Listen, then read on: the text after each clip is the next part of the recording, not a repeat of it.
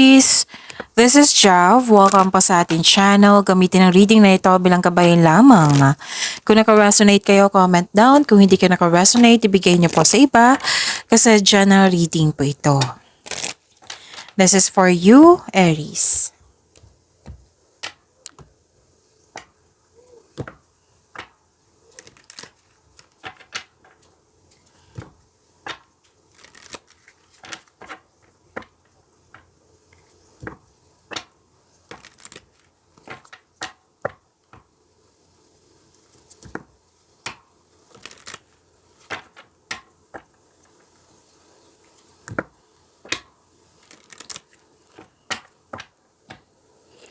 Para po ito sa iyo, Aries.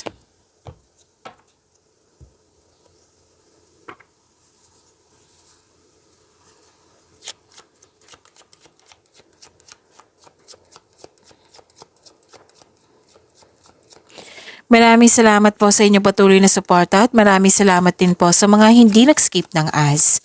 Sa mga hindi pa nag-subscribe, subscribe na po kayo at click bell notification para malaman nyo na may bago tayong video. Para sa mga gusto magpa-reading, comment po kayo ng personal reading. Again, comment kayo ng personal reading and check my reply sa comment section.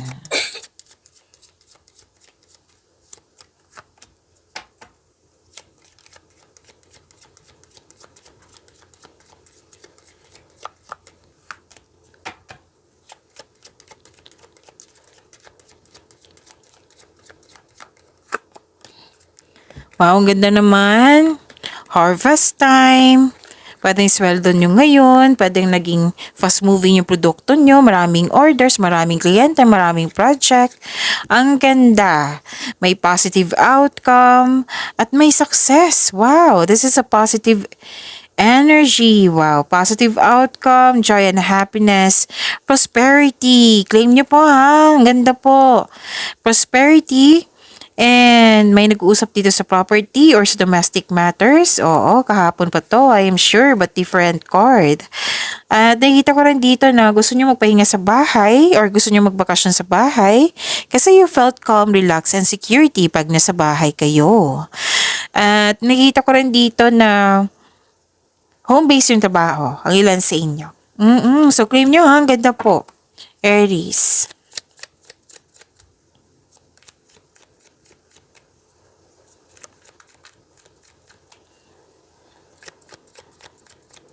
Energy po ni Aries.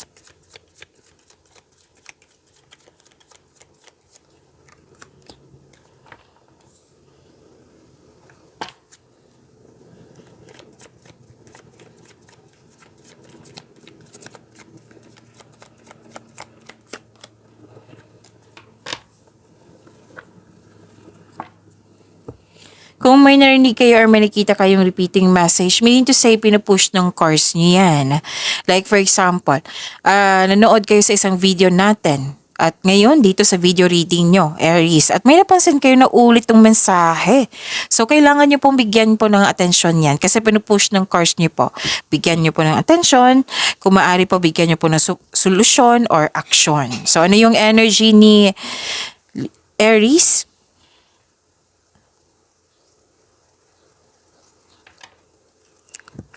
Ang sabi ng card dito, stop overthinking.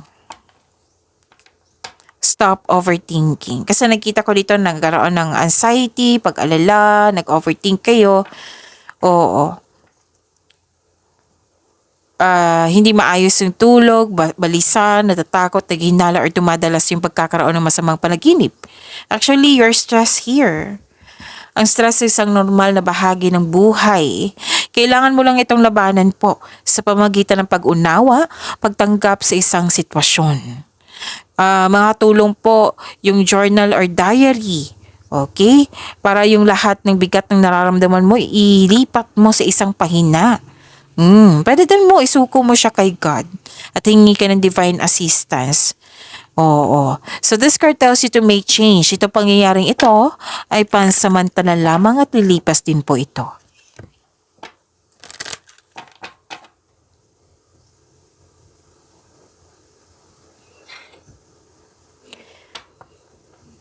So this is enthusiasm, eagerness to learn. Okay? So please expect na pwede magiging busy kayo ngayon. May mensahe na parating. So, excited kayo dito kasi may dumating, excited ka, nabigyan mo siya ng agarang aksyon o reaksyon. So, sabi ng card dito, huwag magpadalos-dalos. Alamin mo muna kung ano yung susunod na hakbang. Gawa po kayo ng matibay na plano bago ka magsimula kasi makatulong ito sa pagpalakas ng iyong confidence.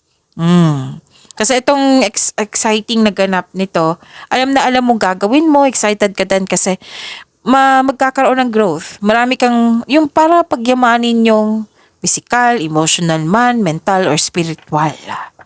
Pwede din may monthsary, anniversary, or party na excited ka sa parating na ganap na event na ito.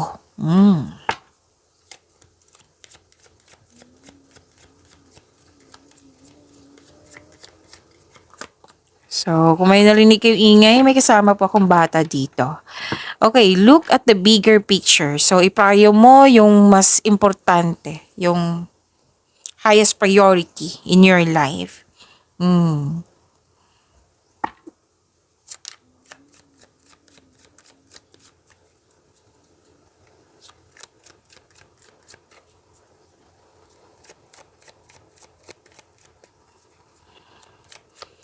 Career and money po ni Aries.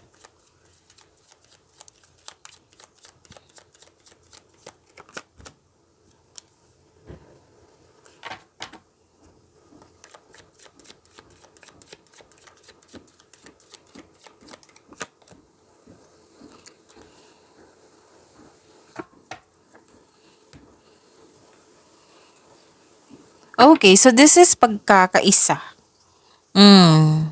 Pagkakaisa po ito. Nakikita ko dito na nagkaroon po ng you're making memories. Pwedeng may kausap kayong bata or mas bata pa sa iyo na natutuwa ka sa kanya or pwede din may tinuturuan kang bata ngayon. Pwede din customer mo, kliyente mo. At may grupo ng tao dito na very supportive sa iyo. Nagbibigay ito ng motivation sa iyo nang siyang dahilan na magkakaroon ka ng focus sa pag-achieve ng goal mo.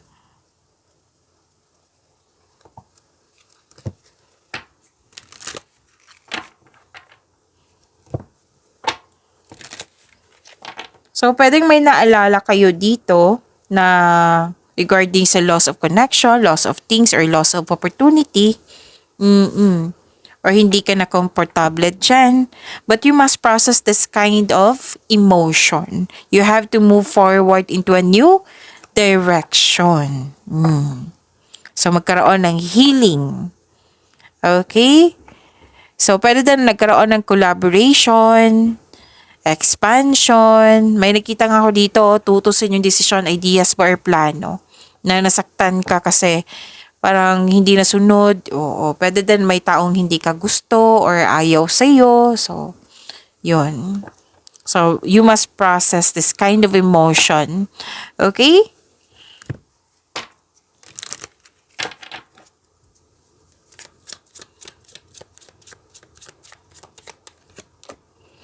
Manifesting, all the tools you need to increase your income are within your reach.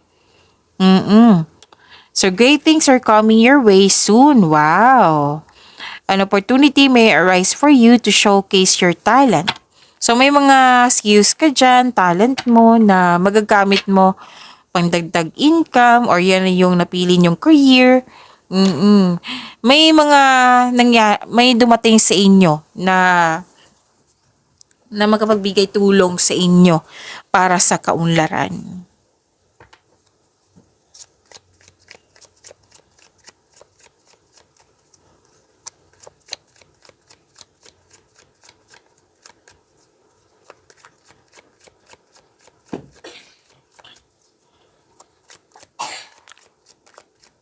Love life, self-love, partnership, and romance, the Aries.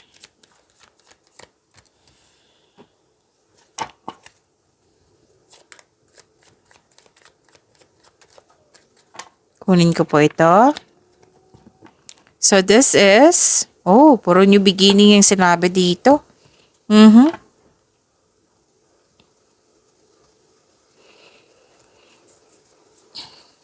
So, Sa mga single dyan, may parating na love or romance para sa mga single. Para sa mga may relasyon, nagplano kayo mag-level up. For example, bumili ng bahay at lupa or pag-iipon para sa inyong kasal or pag-iipon para bumukod. Para, basta sa pag-level up to. May parating na blessings po, gift from the universe. Pwedeng unexpected offer or unexpected money. Oo. At gumagawa ka ng action to eh. Gumagawa ka ng paraan para mas ma-increase pa yung ipon nyo. Para matupad nyo yung plano nyo sa buhay.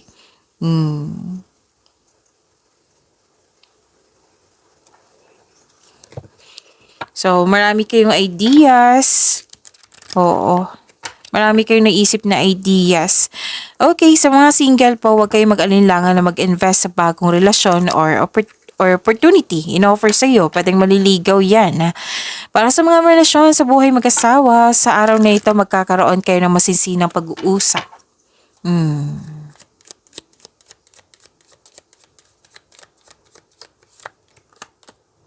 Beware of codependency. Addictive behaviors are affecting your romantic life. Pag-imanin niyo po yung blessings sa binigay sa inyo. Aries, see you tomorrow. Maraming salamat po.